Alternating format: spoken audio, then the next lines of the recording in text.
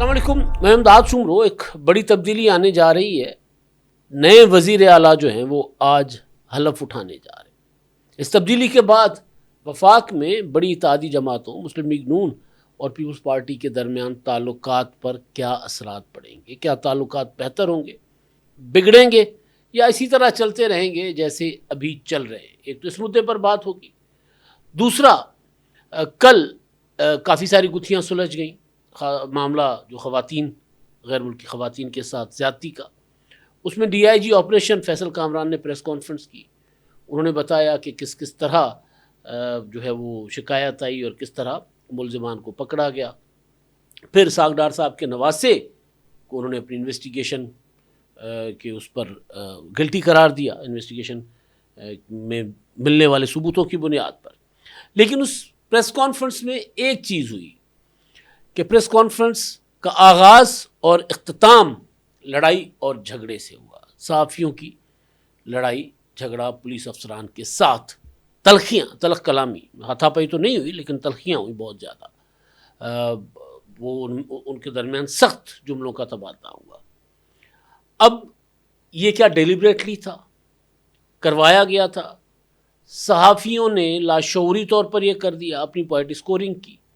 क्योंकि अब सवाल ये खड़े हो रहे हैं कि अगर ये बदमज़गी ना होती, तलख कलामी ना होती, तो फिर वो सवालात जो अभी तक जवाब तलब हैं उनके जवाब आ सकते थे, जिनको शायद DIG ऑपरेशन फैसल कामरान साहब अवॉइड करना चाहते हो। क्योंकि उनकी प्रेस कॉन्फ्रेंस जो उन्होंने डिटेल बताई, ख़वातीन के पाकिस्तान आने से लेके पाकिस्तान से वापस जाने तक के, उस दौरान कई ऐसी चीज़ें थीं जो मिसिंग लिंक समझी जा रही हैं।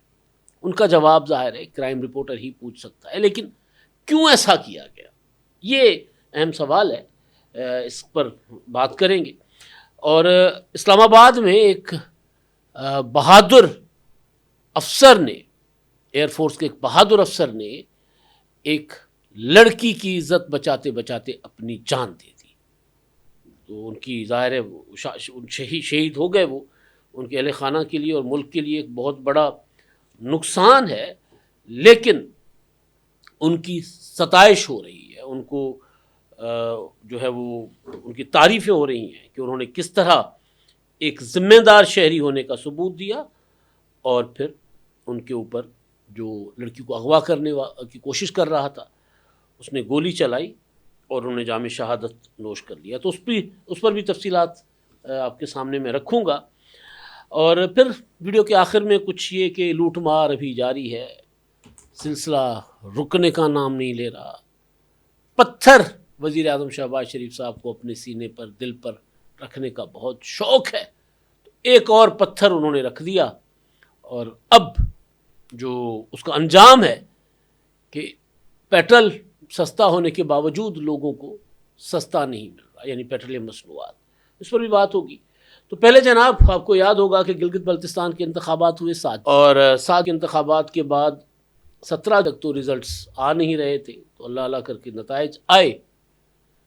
तो उसके बाद फिर पीपल्स पार्टी सिंगल लार्जेस्ट जमात के तौर पर उभर कर सामने आई, और उसमें वफाकी हुकूमत, मुस्लिम लीग नून और पीपल्स पार्टी के दरमियान काफ़ी सारी उस मामले को लेकर बदमज़गी कह लें या एक दूसरे के ऊपर इल्ज़ामात का सिलसिला शुरू हो गया।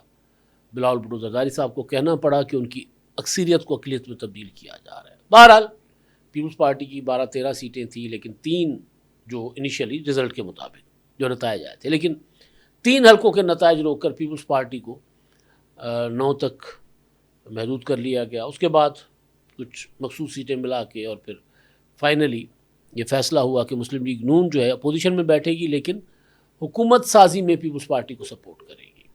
IPP को 5 सीटें मिल गई, तो IPP ने भी पीपल्स पार्टी की दरख्वास्त कबूल की और उन्होंने भी हुकूमत में शामिल होने का ऐलान किया। हालांकि IPP पैराशूट से आई थी, लेकिन बहरहाल फिर ये फ़ैसला हुआ कि जनाब, ना मुस्लिम लीग नून ना IPP कोई भी वज़ीर आला के इंतखाब में अपना उम्मीदवार खड़ा नहीं करेगा। 21 जून को बिलावल भुट्टो ज़रदारी साहब ने अमजद हुसैन एडवोकेट को वज़ीर आला को उम्मीदवार नामज़द किया। 22 जून को इलेक्शन होने थे, लेकिन बहरहाल کوئی اور امیدوار سامنے نہیں آیا تو ان کو بلا مقابلہ منتخب کر لیا گیا ہے۔ اسی طرح مسلم لیگ نون کے ساتھ جو معاہدہ ہوا اس میں مسلم لیگ نون کو ڈپٹی اسپیکر کا عہدہ ملنا تھا، تو اسپیکر اور ڈپٹی اسپیکر بھی ہو گئے بلا مقابلہ منتخب۔ گورنر مسلم لیگ نون کا آنا ہے تو وہ بعد میں مسلم لیگ نون فیصلہ کرے گی کہ کن کو گورنر انہوں نے لگانا ہے وہاں پر۔ لیکن 22 جون اور آج جب ہم بات کر رہے ہیں تو 7 جولائی، تو اب تک وہاں پر حلف نہیں ہو سکا وزیر اعلیٰ کا۔ کچھ دن پہلے مجھے کسی دوست نے یہ سوال کیا تھا کہ یہ کیوں نہیں حلف برداری ہو رہی، تو میں نے پتہ کیا تو کوئی خاص ریزن سامنے نظر نہیں آ رہی تھی۔ بہرحال کل بلاول بھٹو زرداری صاحب اسکردو پہنچے اور اسکردو سے وہ بائی روڈ گلگت بلتستان گئے، اور آج وہاں پر وزیر اعلیٰ کی حلف برداری ہوگی۔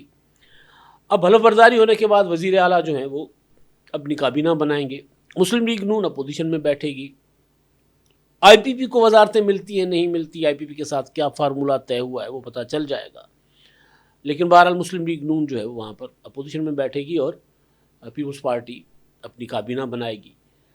اب کیونکہ جو انتخابی نعرہ تھا بلاول بھٹو زرداری صاحب کا وہ تھا حق حاکمیت، حق ملکیت، حق روزگار، اب اس کے لیے اور ساتھ ساتھ پھر یہ بھی کہ گلگت بلتستان کو قومی اسمبلی میں نمائندگی ملنی چاہیے۔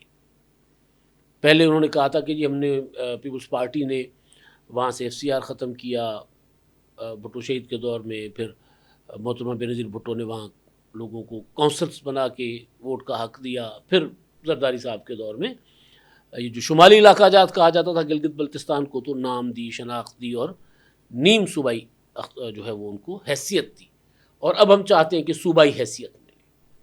تو حکومت بن جانے کے بعد کیا بلاول بھٹو زرداری صاحب جو ہیں اپنے اس نعرے پر قائم رہیں گے، اس جو ان کا منشور ہے، اور پھر سی پیک کے لیے میکسیمم اس طرف انویسٹمنٹ کرنا، اس کے لیے ظاہر وفاقی حکومت کی جو ہے وہ رضامندی کے بغیر تو کچھ نہیں ہو سکتا، تو کیا وفاقی حکومت پیپلز پارٹی کی گلگت بلتستان کی حکومت کو یہ کرنے میں مدد کرے گی یا نہیں کرے گی؟ اگر کرے گی تو تعلقات بہتر رہیں گے، نہیں کرے گی تو ظاہر ہے پھر تلخیاں بڑھیں گی۔ اور ابھی آنے والے دنوں میں کشمیر کے انتخابات ہیں، بلکہ میں بھی دیکھ رہا تھا ایک خبر کہ کشمیر کے جو تمام حلقے ہیں 45 کے 45 حلقے، ان کے لیے امیدواروں کی فہرست جاری کر دی گئی ہے، ابتدائی فہرست جو ہوتی ہے۔ 27 جولائی کو وہاں پر انتخابات ہونے، تمام پولیٹیکل پارٹیز نے اپنے اپنے امیدوار نامزد کر لیے۔ پی ٹی آئی نے بائیکاٹ کا اعلان کیا، انہوں نے کہا کہ اگر ہم سے بلے کا نشان ہمیں نہیں ملے گا تو ہم انتخابات میں حصہ نہیں لیں گے۔ تو بہرحال اب آزاد کشمیر میں الگ الیکشن کیمپین کے دوران جب بلاول بھٹو زرداری وہاں جلسے کرنے جائیں گے، مسلم لیگ نون نے تو وہاں پر اپنی الیکشن کیمپین شروع کر دی ہوئی ہے، وہاں پہ وفاقی وزراء جا جا کر انتخابی مہم چلا رہے ہیں، بلکہ آئی پی پی ایک متبادل کے طور پر مسلم لیگ نون اور پیپلز پارٹی اور پی ٹی آئی کے ایک اور متبادل کے طور پر آئی پی پی بھی سامنے آ گئی ہے، علیم خان صاحب کی پارٹی۔ علیم خان صاحب نے اعلان کر دیا کہ جی مری سے مظفر آباد تک ہم موٹر وے بنائیں گے، یعنی انہوں نے بیسیکلی وزیر ہیں بھائی وفاقی مواصلات کے، تو انہوں نے اپنی وزارت کے پلے جو تھا انہوں نے کہا ہم سارا کچھ ادھر جھونک دیں گے، ہمیں حکومت دیں۔ تو وہ ایک الگ سے ظاہر ہے اس کو پری پول ریگنگ کے طور پر دیکھا جا رہا ہے، لیکن وہاں پر بھی انتخابی مہم کے دوران اچھے خاصے معاملات جو ہے وہ تلخیوں میں بدل سکتے ہیں، اور پھر وہ جس طرح گلگت بلتستان میں تھا کہ انتخابات کے نتائج کے بعد پھر سارے مل گئے، تو یہی ہوتا ہے انتخابات میں ایک دوسرے کے اگینسٹ جو اپنا اپنا منشور پیش کرنا ہوتا ہے، اور پھر اس سے ایک دوسرے کے خلاف باتیں بھی ہوتی ہیں، لیکن انتخابی نتائج کے بعد بہتر یہ ہوتا ہے کہ سیاسی جماعتیں موروثی حالات کے مطابق فیصلہ کریں تاکہ نظام بہتری کی طرف بڑھے۔ اچھا جی، اب میں آپ کو بتا رہا تھا جو D I G operations Lahore Faisal Kamran کی پریس کانفرنس، 2 غیر ملکی خواتین کو اغوا کر کے یرغمال بنا کے ان میں سے ایک کے ساتھ جنسی زیادتی کرنا، ایک کا ریپ ہونا، اس معاملے پر انہوں نے کل پریس کانفرنس کی۔ پریس کانفرنس پر کے آغاز پر جیسے ہی وہ آ کر کھڑے ہوئے ڈائس کے اوپر، تو کچھ صحافیوں نے ان کے اوپر چیخنا شروع کر دیا، ان کے اوپر الزامات کی بوچھاڑ شروع کر دی مجاہد شیخ صاحب سینئر کرائم رپورٹر ہیں لاہور کے، انہوں نے کہا کہ جی آپ نے مجھے نوکری سے نکالنے کی کوشش کی میری خبروں کی وجہ سے، آپ میرے دفتر گئے، میری ٹی وی چینل کے مینجمنٹ کو کہا کہ ان کو نوکری سے نکالیں، اور انہوں نے کلمہ پڑھ کر کے کہا کہ جی میں جھوٹ نہیں بول رہا، آپ نے یہ حرکت کی ہے۔ فیصل کامران صاحب جو نہیں میں نے نہیں کیا ہے صاحب، مطلب کوئی وہ اس وقت کسی قسم کی ظاہر تلخی نہیں کرنا چاہ رہے تھے۔ وجہ یہ تھی کہ انہوں نے پریس کانفرنس کرنی تھی، پریس کانفرنس ضروری تھی، اور وہ پریس کانفرنس اگر نہ ہو پاتی تو بڑے مسائل کھڑے ہو جاتے پنجاب پولیس کے لیے، پنجاب حکومت کے لیے۔ پھر جیو نیوز کے سینئر رپورٹر ہیں، کرائم رپورٹر ہیں احمد فراز، انہوں نے بھی ان کو اپنا سنا دی کری ڈی آئی جی کو۔ پھر دوسری طرف ایک نوجوان رپورٹر تھا، انہوں نے کہا کہ جی آپ نے میرے اوپر پابندی لگا دی ہے، مجھے آپ رپورٹنگ کرنے نہیں دے رہے۔ بہرحال یہ ہوا کہ جی کچھ صحافیوں نے کہا کہ یار پریس کانفرنس تو ہونے دیں، اس کے بعد باقی معاملات رکھتے ہیں۔ تو ایک طرف معاملہ تھا انتہائی اہم نوعیت کا، جس میں 2 خواتین غیر ملکی پاکستان میں یرغمال بنائی جاتی ہیں، ان کے ساتھ جنسی زیادتی ہوتی ہے، وہ بازیاب ہوتی ہیں، اور اس میں نام جو آتا ہے حکمران خاندان کے ایک فرد کا جو کہ ملزم ثابت ہو چکا، یعنی ابھی تو مجرم تو عدالت نے ثابت کرنا ہے، لیکن پولیس انویسٹیگیشن میں وہ گلٹی پروو ہو گیا۔ رضا ڈار، نائب وزیر اعظم اسحاق ڈار صاحب کے نواسے، اور ان کے ساتھ 7 اور لوگ تھے، 8 لوگ گرفتار بھی ہو چکے۔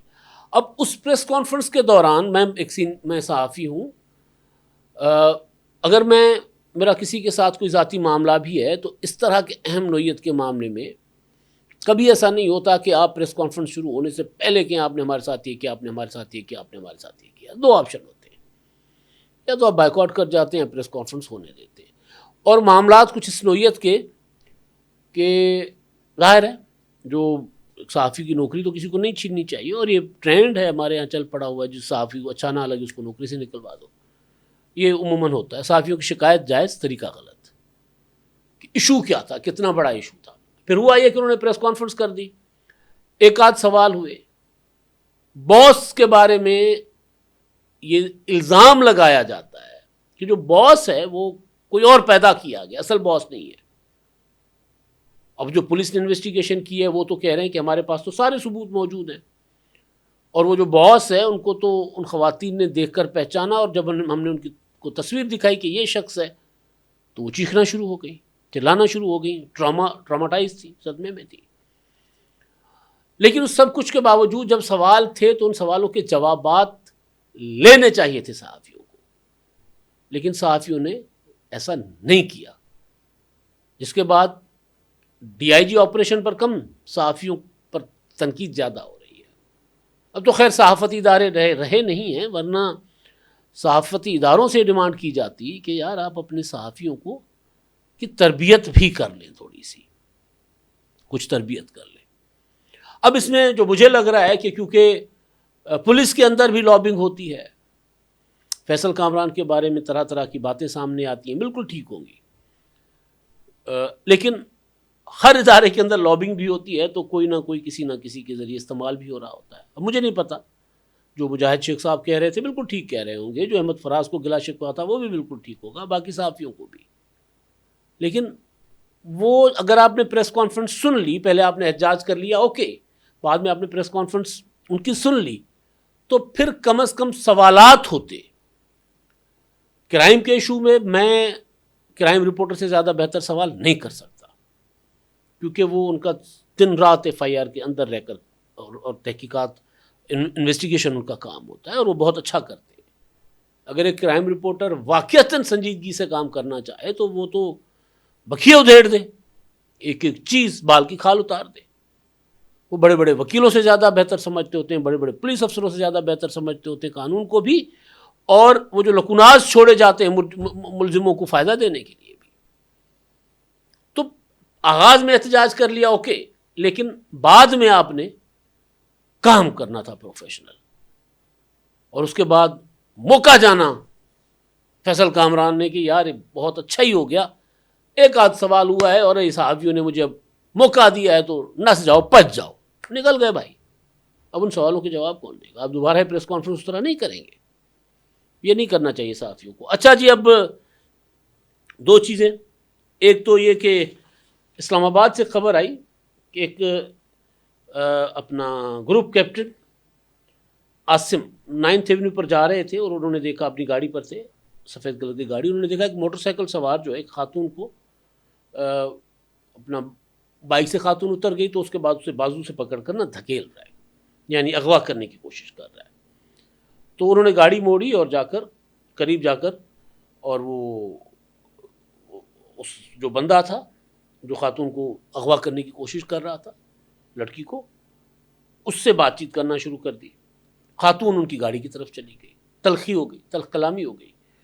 اس پر وہ بندہ جو ہے، جس کی بعد میں سعد اس کا نام بتایا، اس جو متاثرہ لڑکی ہے، انہوں نے کہ جی اس نے نکال دیا پسٹل اور فائرنگ کر دی گروپ کیپٹن عاصم پر، اور گروپ کیپٹن آصف جو ہیں زخمی ہوئے اور تھوڑی دیر کے بعد وہیں زخموں کے تاب نہ لاتے ہوئے وہ شہید ہو گئے۔ خاتون نے بتایا کہ جی یہ دفتر میں کام کرتے تھے، اس نے مجھے کہا کہ جی آؤ میرے ساتھ کام کرنے چلے کہیں ایک اور ادارے میں، اور پھر اب مجھے لے کر بتایا کہیں کا، اور لے کر کہیں اور جا رہا تھا، تو مجھے ہو گیا کہ جی یہ مجھے اغوا کر رہا ہے، مجھے کسی غلط ارادے کے لیے لے کر جا رہا ہے۔ تو جناب یہ ایک بہادر افسر نے جو ہے ایک بہت بڑا کارنامہ سر انجام دیا، اپنی جان دے کر ایک لڑکی کی عزت بچائی۔ اچھا جی، اب زیادہ لمبا نہیں، ابھی جو ہمیں پیٹرول مل رہا ہے نا، ابھی کیونکہ حکومت نے پھر کچھ کلائمیٹ لیوی بھی بڑھا دی، یہ بھی کر دیا، عالمی منڈی میں پیٹرولیم کی قیمتیں کم ہونے کے باوجود ہمیں پیٹرول سستا نہیں مل رہا۔ وجہ یہ ہے کہ پیٹرول پر مجموعی طور پر لیوی اور ٹیکسز ملا کے 118 روپے 76 پیسے وصول کیے جا رہے ہیں اضافی، اور ہائی سپیڈ ڈیزل پر 110 روپے 65 پیسے اضافی وصول کیے جا رہے ہیں۔ اگر یہ آدھے کر لیے جائیں تو بڑا ریلیف ملے گا لوگوں کو، لیکن حکومت نے کیونکہ فیصلہ کر لیا ہوا ہے کہ بھئی لوگوں کا خون نچوڑ کر ملک کو چلانا ہے، تو وہ حکومت کر رہی ہے۔ اب تک کے لیے اتنے، اللہ حافظ۔ 999 کمیونیکیشن، ڈیجیٹل میڈیا اور یوٹیوب چینلز کی دنیا میں بڑی کامیابیاں سمیٹنے کے بعد اب ویب نیوز، ویب چینل اور یوٹیوب نیوز چینل کی طرف قدم بڑھا رہا ہے، جس کے لیے ہمیں ملک بھر میں رپورٹرز کی ضرورت ہے۔ خواہش مند حضرات و خواتین نیچے دیے گئے نمبر پر رابطہ کریں۔ What's app +92 309 1226 999۔